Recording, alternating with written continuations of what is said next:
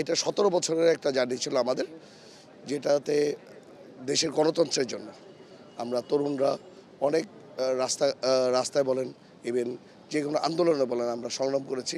আজকে এই সফলতার পিছনে আমাদের বেগম খালেদা জিয়াকে, আমাদের দেশনেত্রী বেগম খালেদা জিয়াকে মনে হচ্ছে, কারণ ওনার নেতৃত্বে আমরা অনেক কিছু করেছি।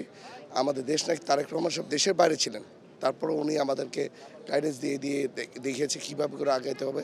আসলে ওনাদের নেতৃত্বে আজকে এই দেশটা একটি দেশের সংযুক্ত হচ্ছে, যাতে গণতন্ত্রটা এই দেশে আসছে। এটার অনুভূতি আসলে ভাষায় প্রকাশের বাইরে। আর আমাদের প্রত্যাশা আশা হলো এই দেশকে আবার সুন্দর করে সাজানো লাগবে। এই দেশটার অবস্থা খুবই খারাপ, নাজুক করে ফেলেছে। দেশটাকে সাজিয়ে নতুন প্রজন্মের জন্য আরেকটা নতুন বাংলাদেশ আমরা করতে চাই। ধন্যবাদ।